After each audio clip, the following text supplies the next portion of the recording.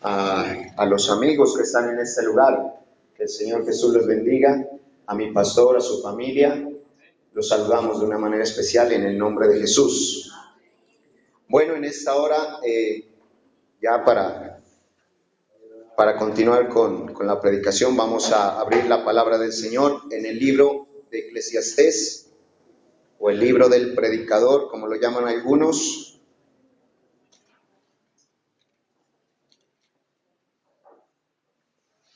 Vamos a leer la palabra Eclesiastés, capítulo 3,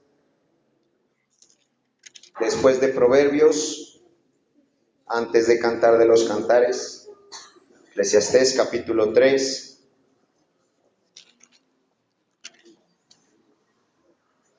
Vamos a leer desde el verso 11 hasta el verso 15. Gloria al Señor Jesús.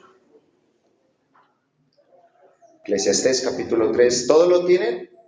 Den una alabanza al Señor los que lo tienen. Bueno, ya veo que todos lo tienen. Vamos a leer de una forma alternada. Yo leo el primero y ustedes el siguiente. Yo he visto a todo lo hizo hermoso en su tiempo, y ha puesto eternidad en el corazón de ellos, sin que alcance el hombre a entender la obra que ha hecho Dios desde el principio hasta el fin. Sigan, hermanos.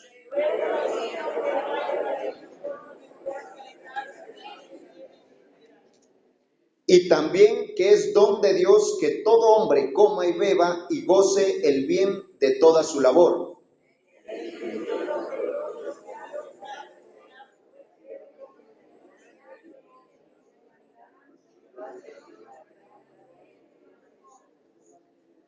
Aquello que fue, ya es, y lo que ha de ser, ya fue ya. Y Dios restaura lo que pasó. Amén. Pueden tomar asiento, hermanos y amigos, en esta noche. Quiero en esta hora, con la ayuda y la dependencia de Dios, porque aquí se debe depender de Dios, predicar un mensaje bajo el tema un tiempo en la eternidad. Un tiempo en la eternidad. Y a usted le parecerá un poco extraño este título. Es más, le voy a decir algo, parece un poco contradictorio. Y yo podría decir que es totalmente contradictorio. ¿Por qué? Bueno, ya les explicaré al final de todo. El contexto acerca de estos versículos que leímos, y el contexto de todo el libro de Eclesiastés, es acerca de lo que dice en Eclesiastés 1:3, de todo lo que está debajo del sol. El libro de Eclesiastés habla sobre la familia, habla sobre los jóvenes, habla del clima, habla del ciclo del agua, habla acerca del pecado de los hombres. Y el libro de Eclesiastés trata todo acerca de lo que está debajo del sol. Pero me llama la atención cuando el predicador, es decir, Salomón, que escribió Eclesiastés, interrumpe su diálogo con 8 palabras que penetraron en mi corazón. Cuando dice, y ha puesto eternidad en el corazón del hombre. ¿Qué quería decir y dar a entender Salomón con esto? Eternidad en el corazón del hombre.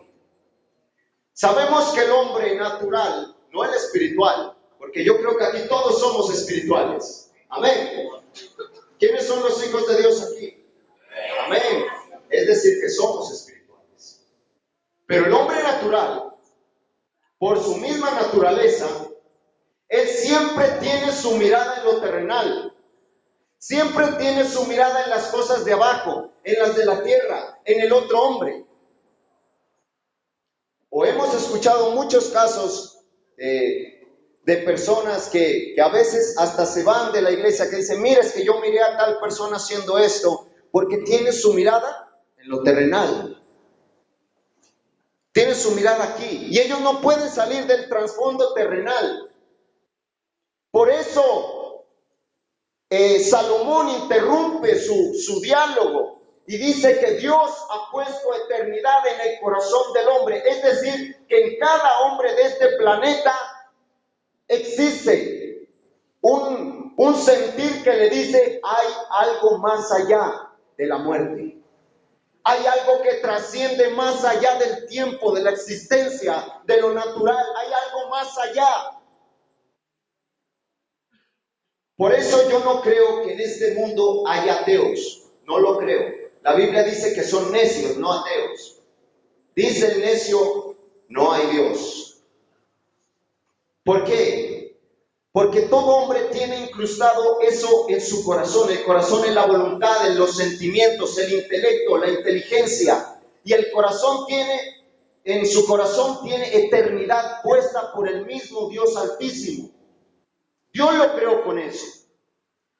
Entonces, cuando el hombre, y usted se da cuenta en cualquier ateo que está a punto de morir, él empieza a angustiarse en su corazón porque sabe que tendrá que pasar a la eternidad y sabe que le espera algo más allá de la muerte. Me impresionan las palabras de un predicador de hace más de 250 años. Y a algunos les parecerá repetitivo esa frase, pero a mí cada vez que la escucho es como una espada que atraviesa mi corazón. Un hombre hace 250 años estaba arrodillado pidiendo misericordia a Dios diciendo, oh Dios, sella la eternidad en mis ojos.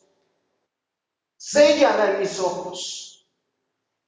Fue lo mismo que Dios selló en mis ojos el día en que yo me arrepentí. Pero ¿qué es la eternidad? ¿Qué es esto? ¿Qué es aquello de la eternidad? Bueno, pues yo apenas lo sé. Pero si uno va a un diccionario normal encuentra la siguiente definición: perpetuidad sin principio, sucesión ni fin. Y creo que es una definición muy limitada para acerca de lo que es la eternidad. Miren, la eternidad es un estado donde no existe el tiempo. La eternidad no son los millones y billones y trillones de años, no es eso. La eternidad es el estado final y perdurablemente constante, sin limitación ni variación. La eternidad es algo que no se puede medir. No se tiene una idea precisa de lo que es, ni aun un concepto, una especulación. La eternidad, donde las fronteras no se hallarán nunca, es algo que perdura para siempre, donde el límite no existirá. La eternidad no está sujeta a leyes físicas, químicas, matemáticas, biológicas. Allá no existe el tiempo, no existe la materia, no existe el espacio. La eternidad está totalmente fuera de nuestra sabiduría, ciencia, conocimiento, inteligencia o idea. La eternidad nunca se llegará al tope, nunca se dirá basta. Es un estado final. La eternidad. Entonces esto nos confronta a algo. Vemos que la eternidad es algo que nuestra mente ni siquiera lo puede comprender. Pero Dios dice que la ha colocado en nuestro corazón. Y yo estoy totalmente seguro que Dios hizo patente esa eternidad el día en que nosotros nos arrepentimos. Me decía un hermano en cierta ocasión, hermano, yo llegué a la iglesia porque yo llegué por salvación. Salvación. Qué triste es que hay personas que bueno, están aquí y por un tiempo sí se encuentran y se gozan y cantan, pero de un momento a otro se van sin razón alguna, sin motivo alguno. Bueno, ¿qué es lo que pasó? ¿Qué sucedió? Se supone que cuando llega aquí una persona llega por salvación, pero hay personas que buscan otras cosas. A veces, y por eso es que hay tanta denominación, a veces las personas llegan porque tienen un problema, una dificultad, una enfermedad. Y bueno, y Dios sana, y Dios restaura, y Dios hace milagros. Sí, pero qué lindo que es escuchar a alguien cuando dice, Dios me salvó. Y yo creo que aquí todos estamos por eso. Todos estamos buscando ese estado de eternidad que se llama salvación. En esta hora yo quiero hablarle de los dos estados de eternidad. Quiero hacerlo con todo el amor posible para que alguien llegue a comprender y a valorar lo que Dios nos ha dado. Gloria al Señor. Denle una alabanza al Señor. Mire, yo le coloqué un tiempo en la eternidad a este mensaje, porque yo quiero hacer lo mismo que hizo el Señor Jesucristo cuando estaba predicando en San Lucas 16.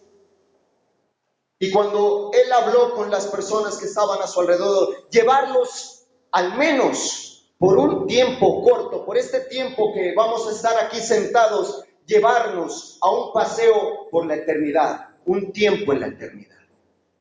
Vamos a darnos un paseo por esos dos estados de eternidad que hay. Mire, la palabra de Dios nos dice en Mateo capítulo 25, verso 46 lo siguiente.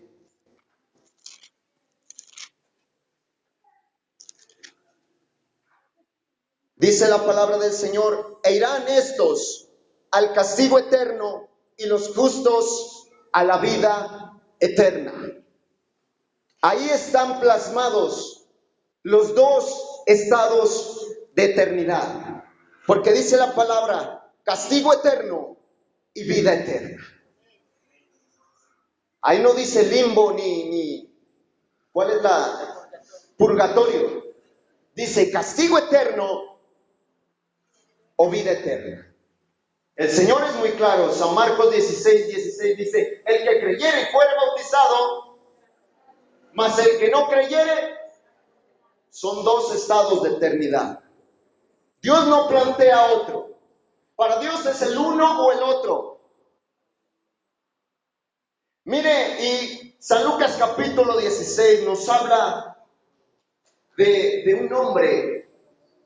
San Lucas capítulo 16, verso 19 nos habla de un hombre llamado Lázaro y también nos habla de un rico.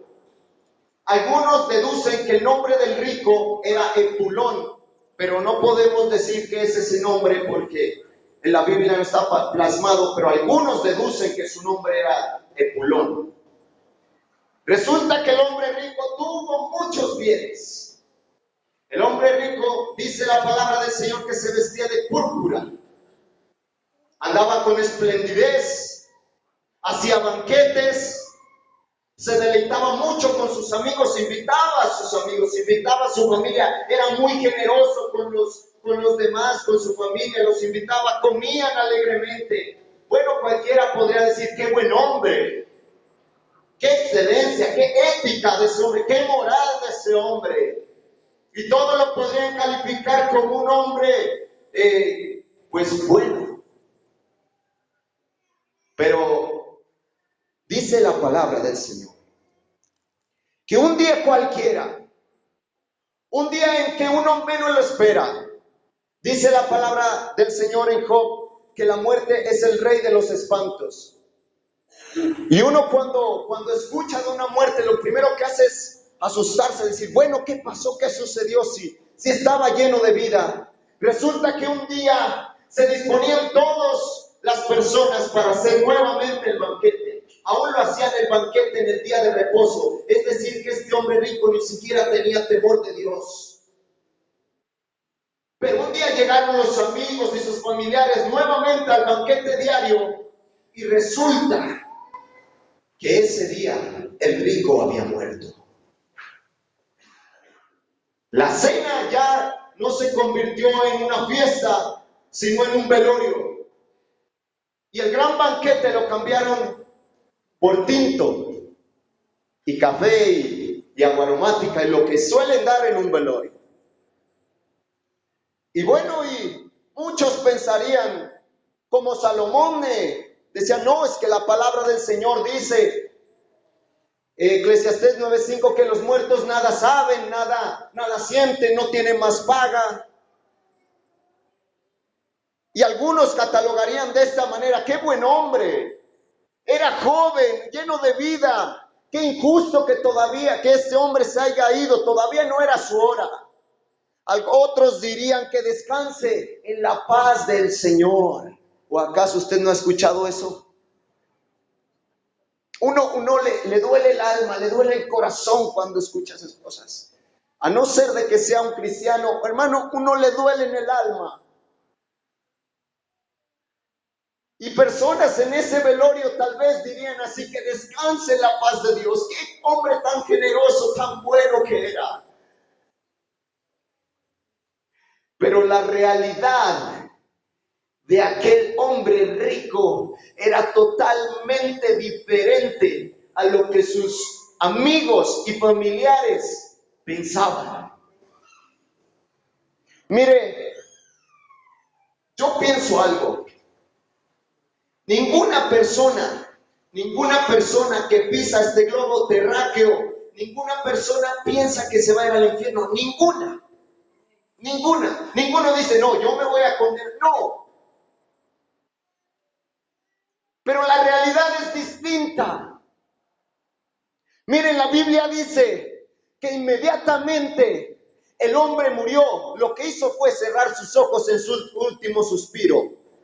Y cuando él los volvió a abrir, dice la palabra del Señor que él miró. Es decir, que allá en el estado que él estaba, él tenía ojos, él podía contemplar y ver. Y dice lo primero, dice la palabra del Señor que él lo primero que hizo fue alzar sus ojos. Uno cuando está perdido, ¿qué hace? Alzar los ojos. Bueno, ¿dónde estoy? ¿Qué pasa aquí? Y uno mira como en una confusión. Dice la palabra del Señor en Daniel capítulo 12 que ellos irán a confusión perpetua. Ese hombre se encontraba confundido. Bueno, ¿qué hago aquí? ¿Qué sucede aquí? Yo la última vez había personas que me estaban rodeando dándome medicamentos. ¿Qué sucede aquí? ¿Qué pasa aquí? Y cuando él miró adelante, cuando él agachó su mirada, lo que mira delante de él es fuego. Y cuando el hombre trató de huir para el lado de atrás, lo que mira es fuego. Y cuando el hombre trató de huir a su izquierda, lo que miró fue fuego. A su derecha lo que miró fue fuego. Y cuando él miró sus pies, miró que él estaba encandeciéndose todo su cuerpo. Las llamas empezaron a consumir cada centímetro de su ser. ¿Dónde quedó el hombre rico? ¿Dónde quedaron los vestidos de púrpura? ¿Dónde quedaron los banquetes espléndidos? ¿Dónde quedaron los familiares, los amigos que lo elogiaban? ¿Dónde quedaron? ¿Dónde quedó la irreverencia a Dios? ¿Dónde quedó el pecado de él? ¿Dónde quedó? Ahí estaba cosechando el fruto de su vida. Cuando ese hombre se miró totalmente en llamas y empezó a sentir palpablemente el dolor, el sufrimiento y la horrible expectación de juicio que estaba sobre él, él empezó a gritar por misericordia y dijo: Padre Abraham, ten misericordia de mí. Ten misericordia de mí. Y Abraham le respondió. Y cualquiera bueno, él podría decir: bueno, Abraham me está respondiendo, pero no era la respuesta que él esperaba. Dijo: tú tuviste bienes allá, Lázaro tuvo males, pero ahora Lázaro es consolado aquí y tú eres atormentado allá. De modo que nadie puede pasar de allá para acá, ni de aquí para allá. El estado es totalmente final.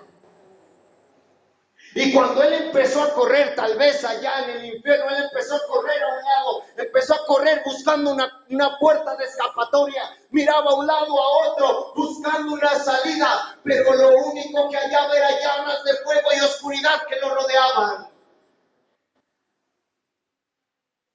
Allá no hay puertas de escapatoria, solo un sufrimiento constante. Le estoy predicando la palabra del Señor. Si me salgo de la línea bíblica, bueno, me corrigen. Pero lo que encontró ese hombre allá simplemente fue el tormento. No había escapatorias, no había descansos, no hay lugares de reposo. No existen tiempos de que pare ese sufrimiento. No existe la misericordia. No hay vuelta atrás. No se pueden enmendar los errores. Lo que sí hay en el infierno es simplemente una conciencia arrepentida eternamente. Él se arrepentía y maldecía el día en que nacía. Maldecía el día que no hizo caso a la voz de Dios. Maldecía el día en que él se fue hacia el pecado. Lo que hacía era sufrir y llorar y clamar una y otra y otra y otra y otra vez, sin nadie quien le responda.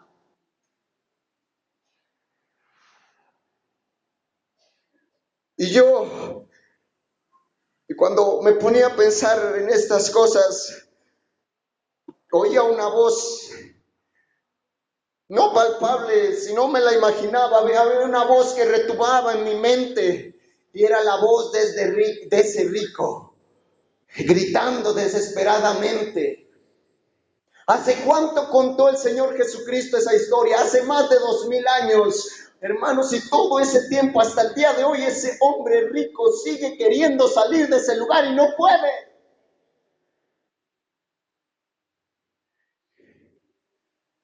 Gloria al Señor. ¿Por qué se llama salvación? Porque hay un peligro. Si yo, por ejemplo, en este momento voy caminando ciegamente por ese lugar, hay alguien que tiene que salvarme de caer. Pero gracias al Altísimo que un día se nos atravesó a cada uno de nosotros.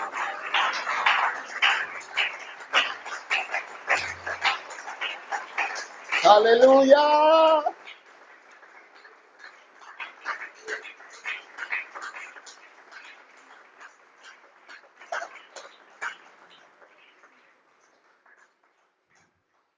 Hermanos, hay personas que llegan a la iglesia y hay predicadores, gracias a Dios por esos predicadores,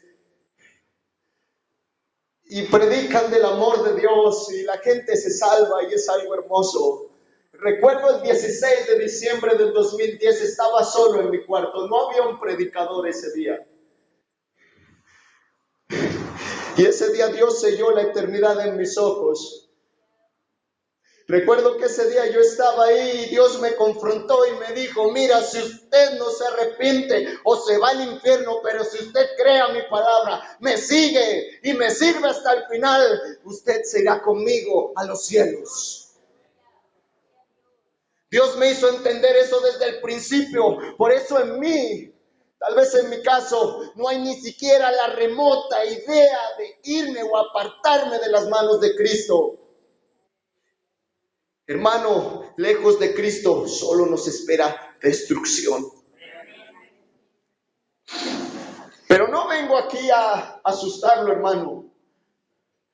Vengo aquí a decirle lo maravilloso y lo grande que nos ha dado Dios.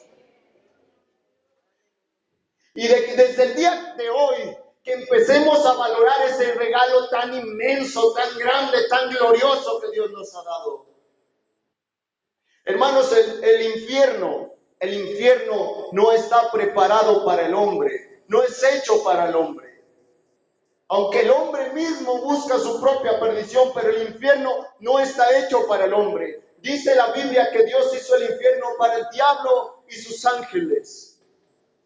El diablo le tiene más miedo al infierno que algunos de los que están allá afuera. El diablo le tiene miedo al infierno, los demonios le tienen miedo al infierno. Por eso cuando clamaban al Señor Jesucristo, les decía, no, aún no ha llegado nuestro tiempo. No nos envíes al abismo. Llévanos donde el hato de cerdos. Los demonios le tienen miedo. ¿Cuánto más deberían temblar los que no conocen el Evangelio. Pero quiero llevarlos en esta hora al otro estado de eternidad. Hablamos del estado de eternidad de condenación.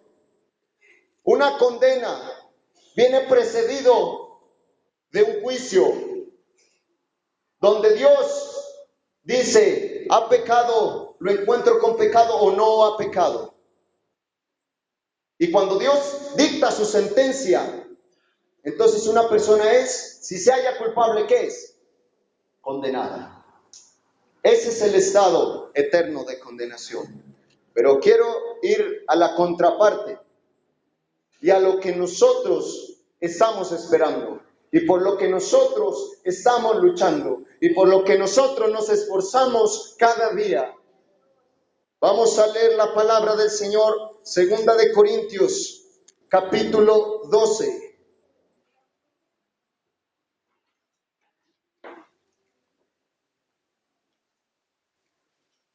Dice la palabra del Señor, ciertamente, hablando el apóstol Pablo,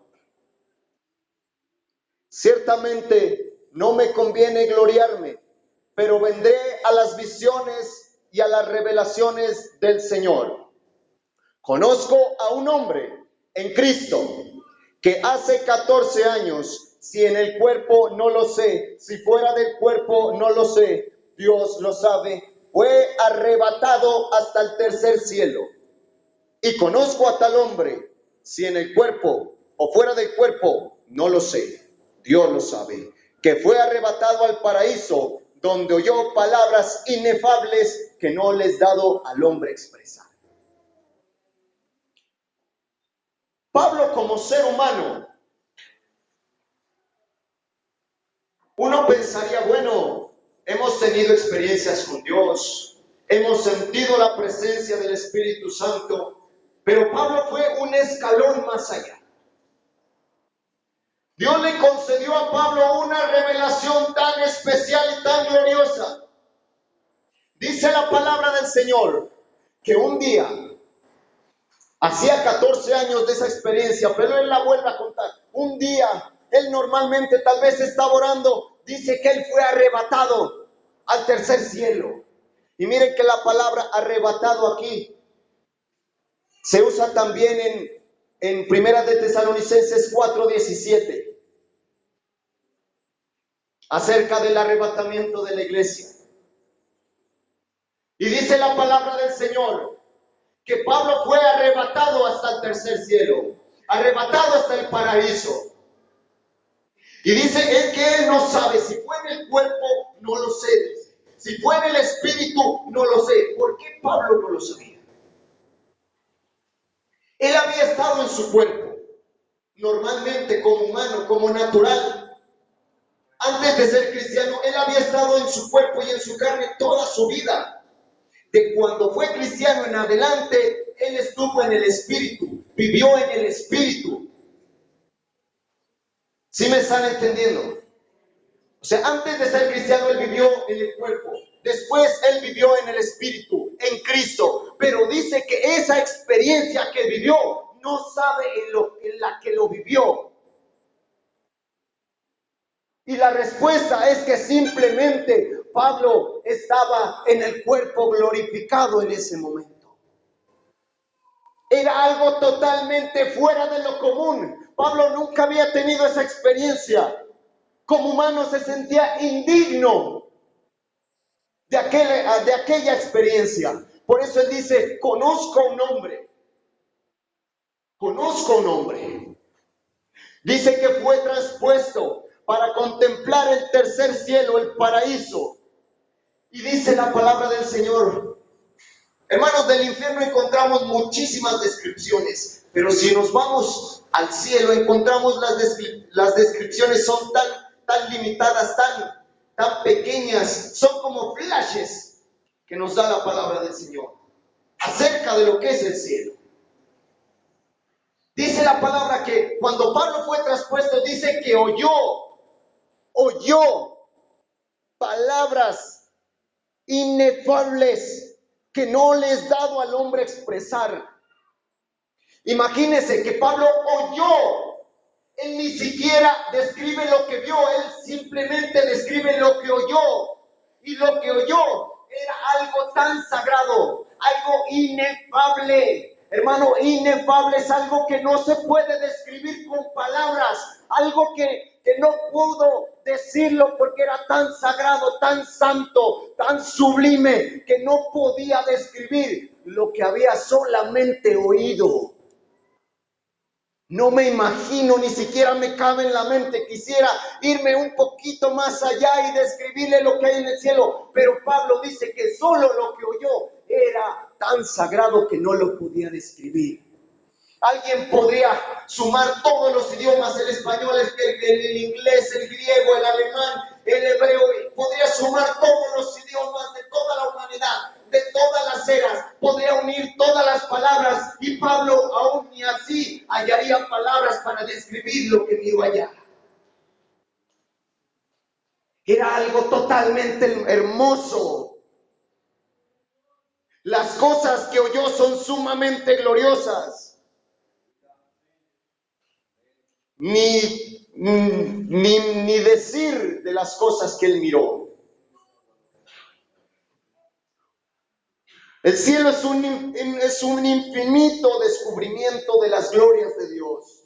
Es un lugar de perfecta armonía.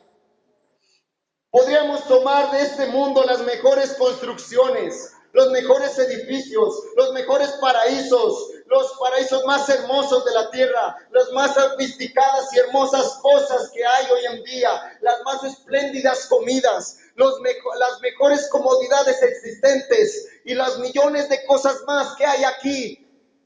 Y ni aún así, perdónenme la expresión, y ni aún así, uniendo todas estas cosas, quedarían como basura a lo que es el cielo.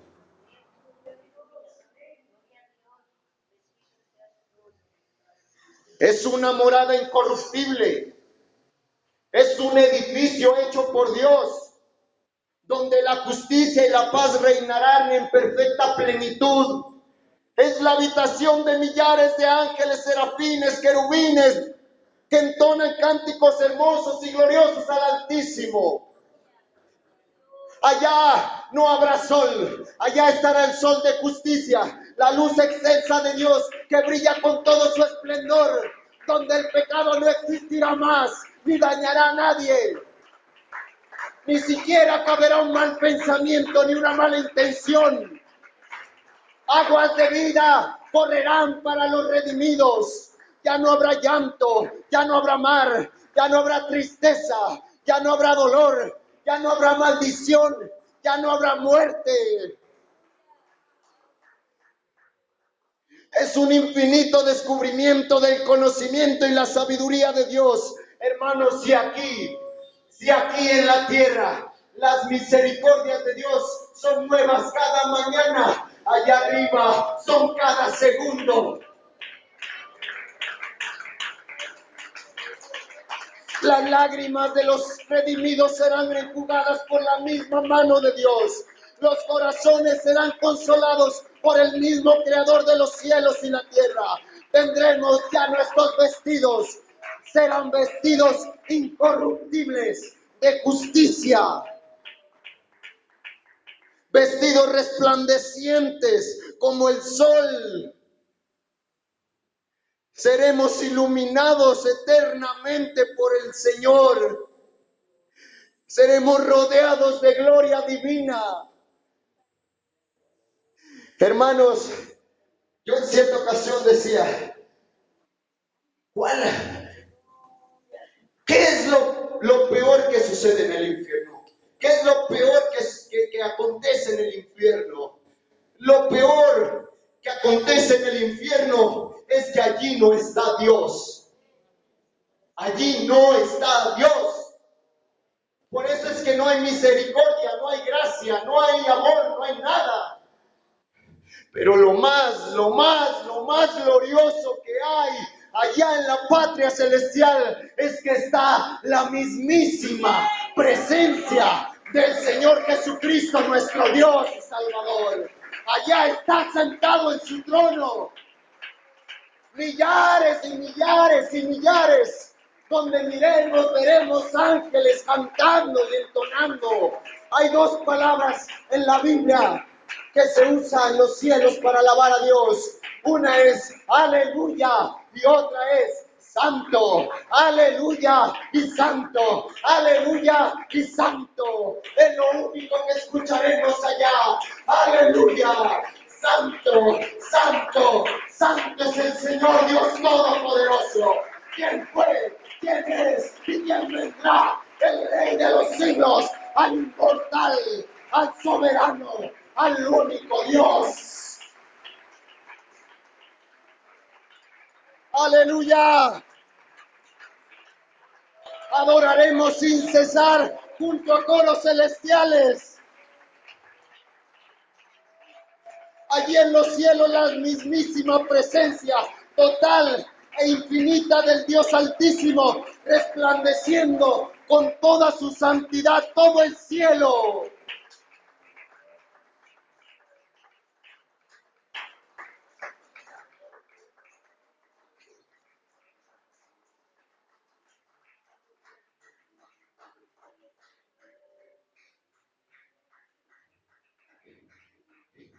Nosotros aquí nos alegramos, adoramos, cantamos a Dios, lo sentimos de verdad. Y es hermoso, es precioso eso. Pero cuando yo me voy más allá en los cielos, lo precioso allá es que ya no será el invisible Dios. Dice la Biblia que ya lo veremos cara a cara, tal y como Él es. Yo no sé qué veré, pero yo sé que le voy a ver. Usando la rabasaya la batalla. Quita la vasalla la batalla.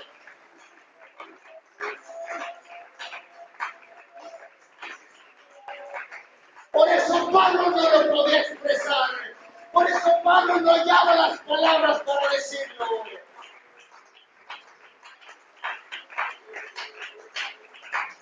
Esa es la salvación que predicamos. Esa es la salvación que habla esta iglesia.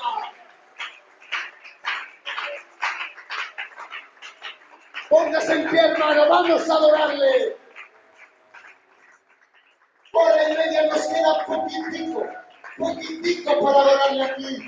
Cuando estaba ahí decía, oh Dios, media hora, una hora y media es poquito. ¡Aleluya!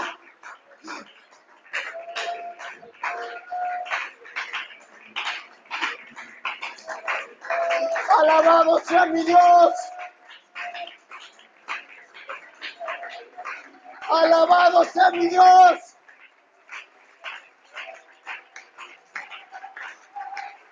Las últimas palabras de Jesucristo en la Biblia son ciertamente vengo en breve.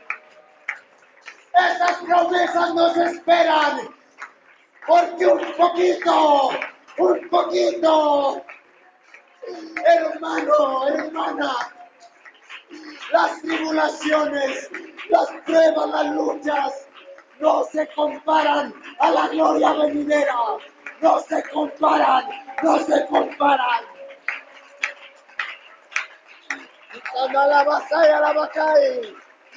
Cusita, la vasita, la rabacaya. Alabado sea mi Dios. Alabado sea mi Dios. Alabado sea mi Dios. Santo. Aleluya. Usada la vasalla, la bacay. Aleluya. Aleluya. Santo. Santo. Santo. Santo. Santo.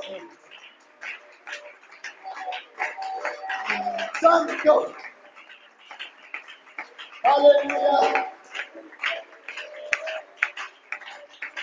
Aleluya.